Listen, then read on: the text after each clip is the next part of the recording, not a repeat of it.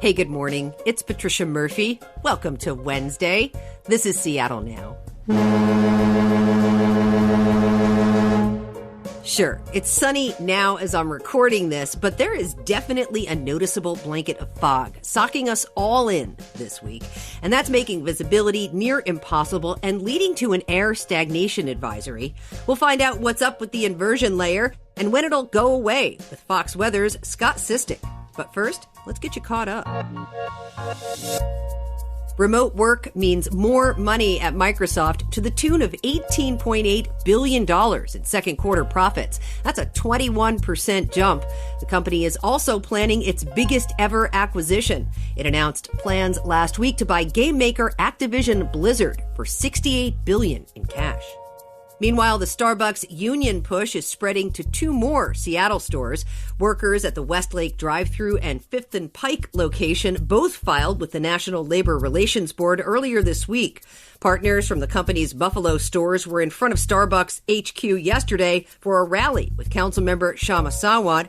She'll be trying to support them with a resolution at the city council. Starbucks told the Seattle Times they continue to believe a union isn't necessary. And sure, it's tucked away behind a blanket of fog, but as of this week, the sun sticks around past 5 o'clock. You can circle March 5th if you're wondering when we get to 6 p.m. You're doing great, everybody. Hang in there. Tonight's sunset is scheduled for 5:01. It's been unusually foggy these past few days, and while some people enjoy the blanket of gray, the fog is not for everyone. Judy Clark decided to tough it out. Well, I don't like it, but nevertheless, I'm out here walking.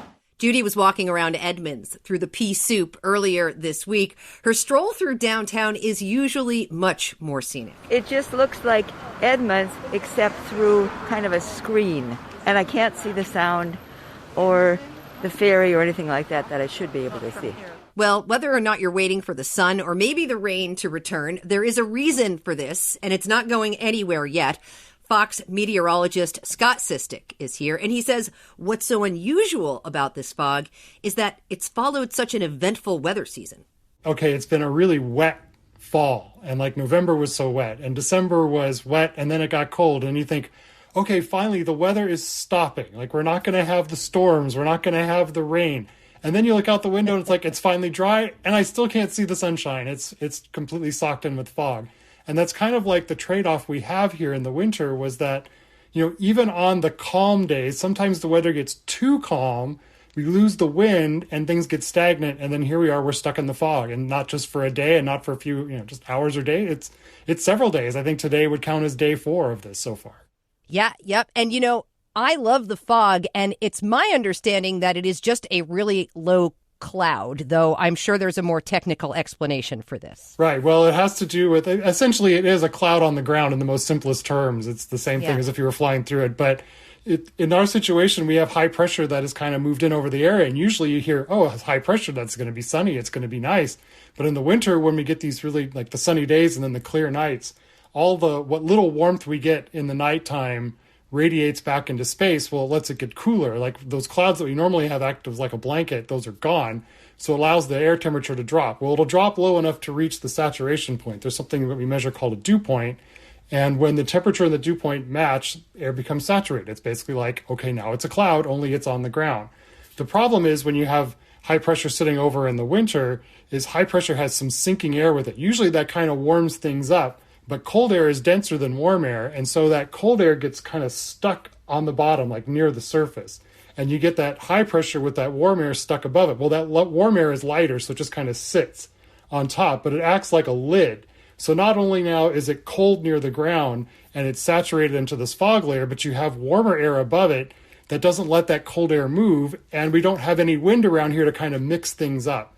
And so it's just kind of this, self-feeding process of it's cold at night, it gets foggy, it's too warm above it to move the fog out, and there's no wind to help either. And so you get these crazy situations where, it's Sunday, it's stuck in the 30s all day in Seattle. It's foggy, you can't see anything. But you go up to the mountains, up like Snoqualmie Pass and up there. It was in the mid-50s up there. And all these hikers that went up there have these gorgeous Bluebird pictures. Day, Scott. Bluebird Day. Mountains are out. The hikers are up there. They're like, this is great. And we're like, what? Usually it's the other way around. Like in the summertime, you go up to the mountains to find, to escape the heat. And here it's where you can find some more. Is this more than usual? Because it does feel a little more like San Francisco, a little foggier than normal. Actually, by looking at the numbers, we're probably right about on par. I think it's just the last few winters we really haven't had much of a fog stretch. But getting like a week, maybe even 7, 8, 9 days in a row of fog and of dry weather is really not that unusual. I looked it up, and for Seattle, we average a little over 5 days a month in January, or 5 days in January with dense fog. So that's a visibility of a quarter mile less. Doesn't count like the lighter fog that we see here. And all the last 4 days would have qualified with dense fog. So we're kind of in that stretch. And I look back in 1985, January had 18 of the 31 days with dense fog. So it's certainly been worse. It's been a while, but it's been worse. But you'd have to get like well over a week before you even get into like the top 5 foggiest streaks here. So I think it's just been a while since we've had it. And usually, we talk a lot about like El Nino and La Nina winters and neutral winters, and La Nina winters usually don't have the foggy ones. So that's a little unusual. But as far as just like, a standard January goes, it's not rare, but we're right common. on target. Yeah, we're kind of on target. I think we'll probably end up a little over by the time we get through this week. We'll be well over, 5 days by then. But I think in the overall scheme of things, it'll probably be above normal, but not super crazy above average. And what about this air stagnation advisory for Western Washington? Is this exactly what it sounds like? The air's not moving? Yeah, so that goes back to the whole idea of you've got, the high pressure is sitting on top of us like a lid, and it's killed off all the wind, and so there's nothing to mix the cold air out. Well, there's nothing to mix out all the particles and the pollution that's near the surface too. On a normal day when it's raining, the wind's blowing 20 miles an hour, everything's getting blown away from here. But now everything is just like, everything outside is just basically stuck there. So that's why a lot of times they'll sometimes do burn bans this time of year, because you're putting smoke into this inversion layer and it's not blowing away. And so you get like a lot of extra particulates, and that degrades the air quality. And sort of kind of like when we had the wildfire smoke, that was particulate too. When you have a lot of just regular smoke, it's bad for air quality as well. So that's why they put out these air stagnation advisories. It's not supposedly just, hey, it's going to be foggy, but hey, there will be more particulates than usual. If there's a lot of people driving, you have more exhaust. That can lead up to it too. So it's just basically saying we don't have a lot of wind right now to kind of move things around. So everything that you put in the air right now is pretty much going to stay there. Mandatory question. In what way is global warming playing a role in this? It's tough for me to say on that. I'm more of a day-to-day meteorologist, but it seems like probably not so much in the fog realm. I think for us in the Northwest, it looks like it'll make for warmer temperatures, and it's actually supposed to increase precipitation here over the long run, because warmer temperatures can hold more moisture. But as far as fog and stagnant goes, I'd probably have to look more into that a little more research-wise, but I would think probably not a huge impact on at least the foggy part of the equation there. I wonder, we have seen extreme heat, extreme cold, our storms feel more intense. Is there even a way to prepare for dense fog other than having your, foghorn ready? Just be mindful when it's stagnant like this, like maybe do your part, maybe don't drive as much, not like anyone's mowing their lawn right now, but if you were like thinking like, if this was earlier in the season when like leaves were a problem, maybe you don't use your leaf blower because that's putting out exhaust. But if you're thinking about doing anything with emissions into the sky or into the local air around you, maybe think about, let's wait a little bit till the winds come back, because in the winter here, the wind is just around the corner, and it's going to be windy at some point soon. It doesn't necessarily have to be like super windy, but 10, 15 miles an hour is plenty. At the top of this, we mentioned a little bit about how flights have been impacted. Ferry routes have been canceled. When is this going to go away, Scott? And what do we need to make it go away? Well, we definitely need to get rid of this big ridge of high pressure that's sitting on top of us right now, because that's what's killing off the wind that's allowing, that would normally allow this all to mix away. Right now, it looks like it's going to be with us through at least Thursday and possibly into Friday. The weather does look like we kind of get back to some semblance of normal over the weekend, like another, I'll say storm system. It's not really a storm, nothing really unusual, but something that'll at least bring the rain back, bring back some wind. It'll get rid of the high pressure that's causing the lid, and it'll bust the inversion, and things will kind of get back to normal. The fog will go away. The clouds will be back. It'll still be gray outside, just the clouds will be at their normal height as opposed to like scraping the ground. And things will go back to normal. That it'll be warmer down here than up at Snoqualmie Pass, because that'll be nice to kind of get back to that some semblance of normalcy as well.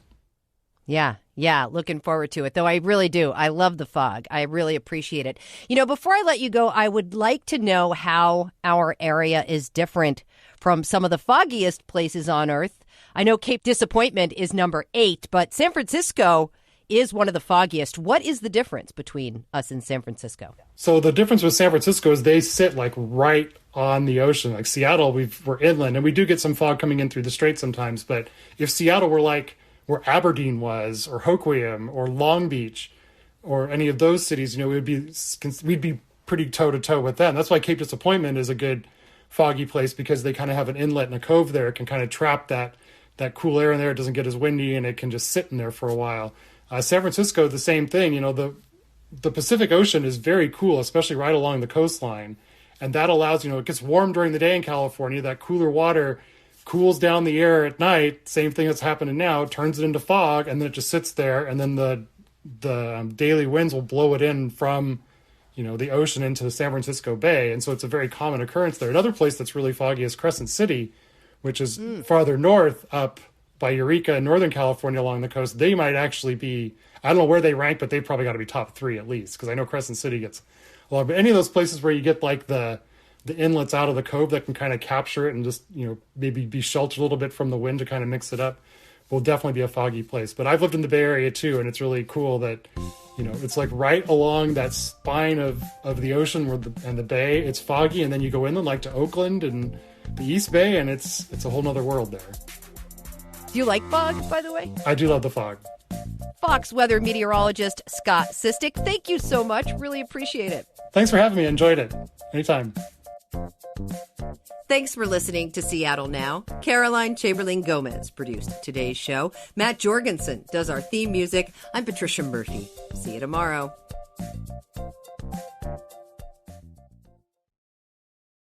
An ancient corner of northeastern Portugal has found itself stuck in a kind of ecological arrested development. What we're missing here is a fully grown forest. That's what this landscape should be covered with. Mm-hmm.